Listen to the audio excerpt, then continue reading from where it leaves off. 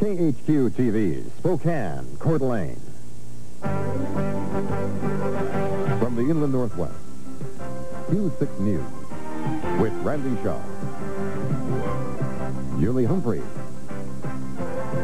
Diane Barone with weather, and Dan Fleckner with sports. Good evening, everyone. Thank you for joining us. Bonner County, Idaho authorities are on the lookout for a man who robbed and shot a Laclede, Idaho store owner early this afternoon. 42-year-old Don Raby was shot in the mouth, the arm, and the chest by the gunman who held him up.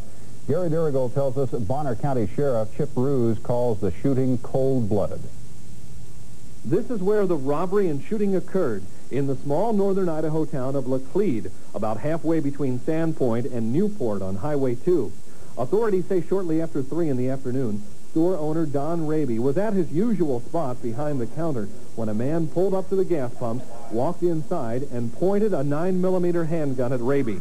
Bonner County Sheriff Chip Roos says Raby recognized the suspect as a man who had been in the store in the past and earlier in the day. Yeah, apparently they looked things over, came back, hung around a few minutes, and then pulled the gun and shot him and robbed him. It's unclear whether he made any demands first before he shot him or not. We don't know that yet. Raby was found lying on the floor here by a customer who came to the store shortly after the shooting, a bullet hole nearby where the bullet had left Raby's body. Authorities say Raby was hit in the jaw by one bullet. Another went through his arm and into his chest. A helicopter airlifted Raby to Sacred Heart Medical Center in Spokane for emergency surgery. At the store, employees came to clean up, wiping blood from Raby's glasses and emptying money from the cash register. Authorities from all around the area launched a full-scale search, including the use of a helicopter to look for the getaway vehicle. The skid marks left on the pavement, one of the clues left behind. The vehicle is described as a blue or aqua-colored 1960s Ford or Chevy full-size pickup with a white top. The suspect described as a white male about 6 feet tall with a lean build with brown hair and beard. A man that Raby told authorities he knows vaguely. Ironically, Sheriff Roos says he had been at the store to make a purchase about 15 minutes before the shooting, a shooting he calls cold, something he says happens in a big city, not what he expects in a small northern Idaho town. Gary Dirigal, Q6 News. Hospital officials tonight say Raby underwent surgery for about 3 to 4 hours. He's in the intensive care unit of Sacred Heart Medical Center in Spokane in serious but stable condition. Bonner County officers were investigating an unrelated shooting of one of their own officers in Priest River at the time of the Laclede holdup. Bonner County Deputy Fred Charland accidentally shot himself in the leg around noon today while looking at a friend's weapon. Charland is in the Deaconess Medical Center in stable condition tonight. His spokeswoman says his injury is not life-threatening. Coeur d'Alene's chief of police is calling it quits. Chief Frank Primo put in his resignation yesterday. He will leave his job at the end of June. Primo has spent 10 years with the department, but says he will be moving on to the Puget Sound area, where his wife has a new job. Coeur d'Alene Mayor Ray Stone says one of 2 captains on the force, Dave Skates or Carl Berg, will likely become the next Coeur d'Alene police chief. A Spokane judge who once presided over drunk driver cases has found himself accused of drunk driving. Superior Court Judge James Murphy was arrested Saturday for speeding and driving while intoxicated. Murphy was booked into the Spokane County City Jail and later released on his own recognizance. Authorities say the judge was traveling 44 miles per hour in a 30-mile-per-hour zone. In addition, they say the judge failed a series of field sobriety tests. Murphy has declined to comment on the charges against him. Spokane County Sheriff Larry Erickson says the new enhanced 911 emergency phone system is working well and under budget. The sheriff says the new system has been operating since last December and came in about $40,000 under projected costs. One of the last adjustments to the 911 system was made today. The Washington State Patrol switched its phone system over to the new system at its new headquarters just west of the city. Well, the deal is not completed yet, but close enough for comfort for county commissioners. Commissioners had hoped to finalize the sale of the old Edgecliff Hospital tonight. As Kim Rimland reports, a formality will hold it up for 1 more week, but a Western Washington developer has his check signed and ready. Item 4 on the County Commission meeting agenda was not listed as the sale of the former Edgecliff Hospital, but the disposal of it. That wording tells it like it is. The county desperately wants to get rid of what has been called an eyesore, and an expensive one at that. But one man's eyesore is another's vision of opportunity. Enter Bellevue developer Dean Martin. On this building down here, this time on the building on the north end. Martin has big plans for the old facility and a signed check for its purchase. He'll get 4 buildings and 12 acres of land for $200,000, but he gets it as is, with about $500,000 worth of asbestos removal and maintenance fees the county is more than a little tired of paying. He says his firm will build a 140 to 150 unit retirement apartment complex, complete with a beauty shop, recreation rooms, and exercise areas. You know, the people that we're after that like these types of facilities are not necessarily inactive retired people. They're basically on their own. Martin says he doesn't expect any problems finding residents to fill his planned complex. What the market research we've done, there's a need for it in the range that we think the price range that we can put these units in for. He says he plans on having the cost for an apartment here just slightly above the current going price for retirement living, and his firm plans to dump $8 to $10 million into it to make it worth the price. Martin says he'd like to have the renovation complete by the beginning of next summer, but that'll depend on how quickly he gets the necessary permits to begin construction. In the Spokane Valley, Kim Reamland, Q6 News.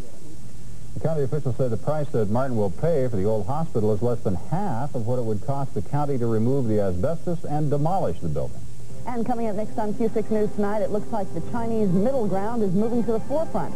We'll have the latest from Beijing just ahead. And then, after 131 days in a cave, an Italian researcher finally sees the light of day.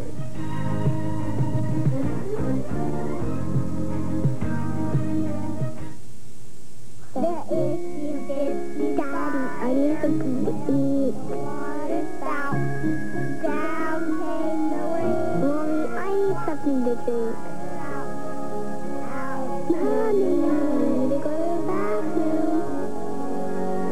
At Chevron, you can get everything you need to get you where you're going. Mommy, Daddy, Dad. Even gasoline. Chevron, we're with you all the way. If you don't want to slow down on your way home. It's the right there now. If you think having fun means jumping in with both feet. It's the right there now. You realize that in some sports, you can't call a timeout. So call for the silver bullet, the one that won't slow you down. Right. Yeah, it's the right there now. Today, there's rebates. Tomorrow, they'll be gone.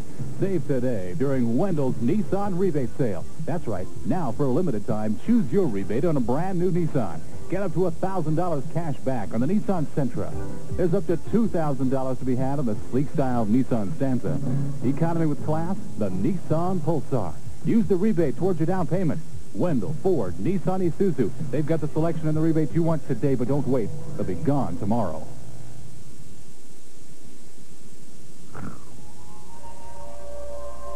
An unexpected pleasure. Red Baron microwave singles.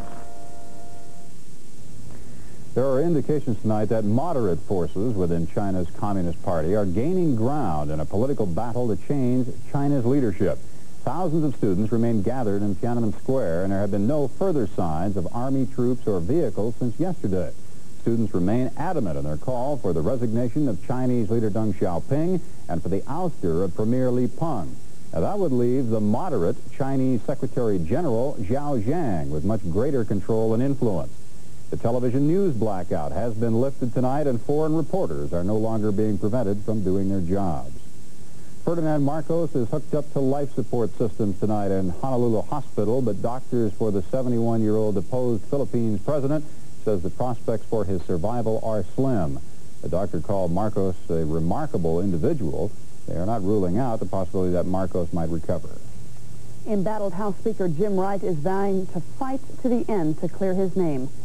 Charging there is a lynch mob atmosphere, Wright's lawyers appealed to the House Ethics Committee to drop accusations against the chamber's top Democrat. The House Speaker could learn as early as tomorrow if any of the 69 ethics charges will be dropped. Meantime, he says he will step down from his position if the ethics probe undermines his effectiveness.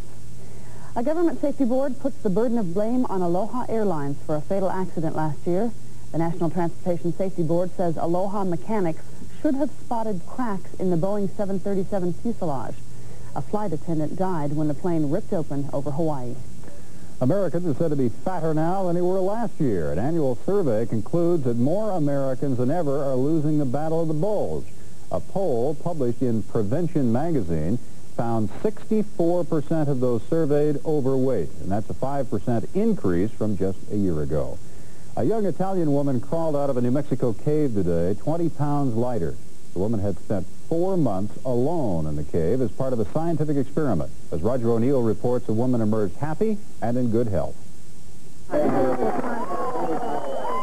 Stefania Fellini emerged from Lost Cave under a blazing sun and a temperature of 103.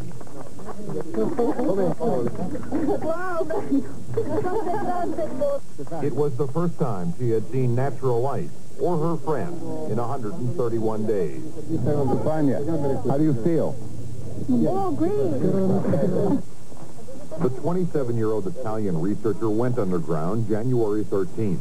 It was 35 degrees outside, the middle of winter. Ciao, baby. Once in the cave, TV cameras watched her, reading most of the 400 books Fellini brought, humming and singing to herself, and making paper decorations. The only private place was the bathroom. Fellini was grouchy at first, according to those watching her, but soon adapted to her small, isolated world of artificial light and a constant temperature of 69 degrees. She lost all track of time, thinking yesterday was March 14th. Her days lasted 34 hours. Her menstrual cycle stopped. Fellini lost 20 pounds on a diet of freeze-dried food, cereal, and water. But to the surprise of many, she was never alone. He had, for example, told us that during this frame of time, he had made a couple of friends down there, 2 mice. Caves have always been fascinating. At Carlsbad Caverns, 750,000 people a year spend a few hours underground, but most think that's long enough. I have a hard time staying by myself for an hour. Maurizio Montalbini, who organized the experiment and once spent 210 days alone in the cave, thinks isolation forces intense concentration. He hopes his studies will help the astronauts. When Fellini was told with a computer message that the experiment was over, she didn't believe it. Then researchers turned on a microphone to let her listen to the first human voice in 4 months.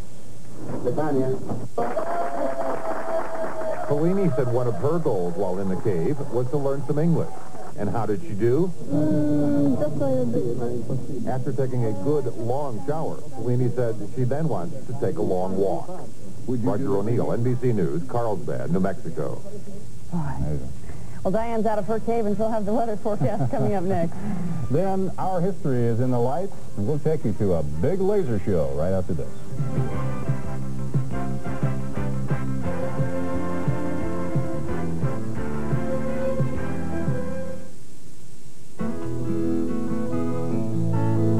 All day long I worry about what my boss thinks.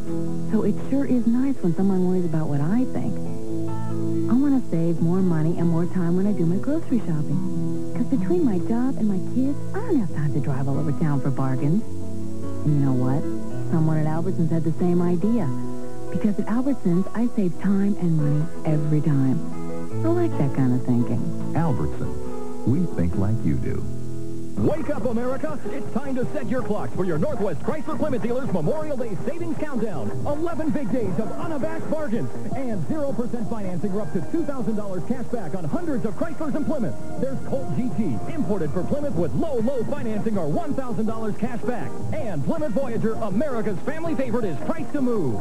But you know how time flies, so hurry in before time runs out. Get in on the Memorial Day Savings Countdown on now at your Northwest Chrysler Plymouth dealers. If you think all fuels and motor oils are the same, you're only fooling yourself. You can't fool your car. That's why Conoco makes top quality products.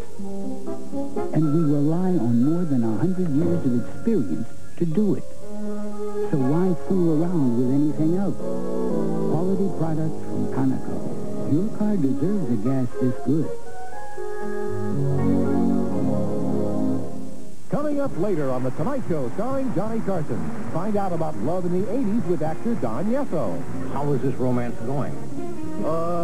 Things have kind of cooled off, you might say, to about a frostbite. Then women in their 80s tell their stories. Did you call it wooing or sparking or necking? Wasn't planned at all. Wasn't planned, huh? And it's the sultry sounds of Basha.